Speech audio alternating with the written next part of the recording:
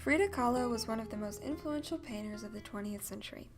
Using vibrant colors and symbolism, her art created a striking portrait of womanhood in all its complexity and beauty. Frida's life was full of extremes, from professional success to personal suffering. She remains an icon of feminine strength and achievement and continues to inspire artists from around the globe. Born on July 6, 1907 in Mexico City, Frida was the daughter of a German jewelry store clerk and his wife.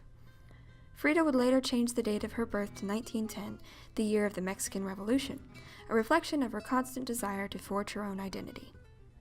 Her father, Guillermo, encouraged her budding curiosity, exposing her to Mexican culture from a very early age.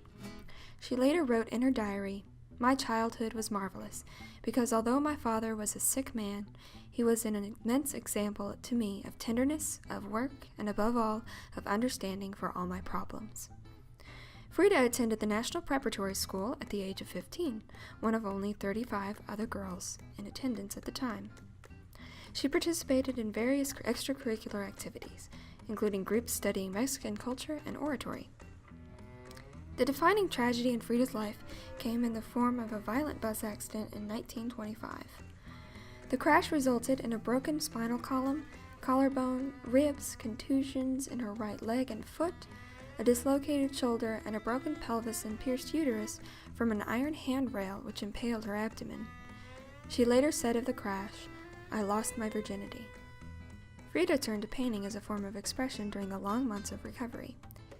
Many of her self-portraits examine the pain she endured throughout her life due to the crash. For example, in The Broken Column, Kahlo portrays her injuries in a highly graphic way. Her upper body is exposed with a large gash from her neck to the sheet covering her lower half. Her spinal cord is visible, cracked and crumbling away. In Hayden Herrera's 1983 biography, she describes the reaction to the painting. To some observers, the column is analogous to a phallus. The painting alludes to the link in Frida's mind between sex and pain, and it recalls the steel rod that pierced her vagina during the accident. The intimacy of the painting is characteristic of her works, exposing the biological and psychological to the glaring examination of the world. Kahlo's works often centered on her marriage to the famed muralist and political activist Diego Rivera. For more than 3 decades, Kahlo developed as an artist in her own right, so called by American newspapers during her gallery showings in New York. And yet her bond with Rivera perpetually colored the reception of her and her work.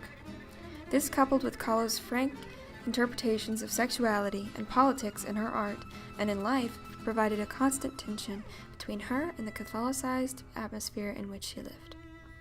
Her and her husband's emphasis on rejecting European ideals of high art and opting for indigenous forms and techniques in their work and personal appearance contributed to their status as influential and often controversial figures on the world stage.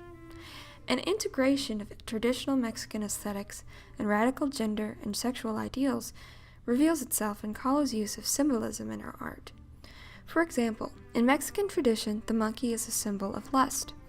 Rather than portraying them as demonic or lascivious to convey this symbol, Kahlo depicts monkeys as affectionate, guardian-like figures. This repurposing of erotic symbols in celebratory terms is a common motif of her work, reclaiming her own sexuality from the gendered society in which she lived. Throughout their life together, Diego Rivera would serve as a leading subject in Kahlo's art. Notably, the International Honor Quilt panel, denoting her status as a feminist icon, recreates her 1939 piece Las Dos Fridas. In it, 2 Fridas are portrayed, one holding a locket with a picture of Rivera inside, and the other without this locket, severing the other's lifeline. The choice of Patricia Velasquez, the contributor of the panel, to include an interpretation of this painting reflects the complicated relationship feminism has had with the institution of marriage. Women's purpose during Frida's time was often seen as residing in this institution, and Mexican Catholic culture in particular emphasized a highly demarcated marital ideal. While the legitimacy of this ideal is constantly in question in feminist discourse, artists like Kahlo never shied away from her emotional dependence on her husband. In recent years, Frida Kahlo has become a major icon in feminist circles. Judy Chicago, architect of the dinner party, stated in a 2010 interview, "I think there have been successive waves of interest. The first were among women. Her story appealed to women, her images appealed to women. In the second wave, in the Chicano and Hispanic movements, her interest and valorization of Mexican culture appealed to people who were claiming their heritage, just like women were claiming our heritage. Then the third wave was among gays and lesbians because of her shifting gender roles and open sexuality. Frida Kahlo's political, feminist, and artistic footprint is overwhelming. From radical Marxism to bisexual liaisons, from Mexican cultural nationalism to disputes with the Soviet Union, she seemed to never lead a dull moment. On July 13, 1954, her life ended where it began, in her blue house in Mexico City. One of the final entries in her diary reads, "I hope the exit is joyful, and I hope never to return." Kahlo always insisted that she never painted her dreams, only her reality. In that realism, her art showed vulnerability, strength, and a unique, unwavering dedication to her female and Mexican identity.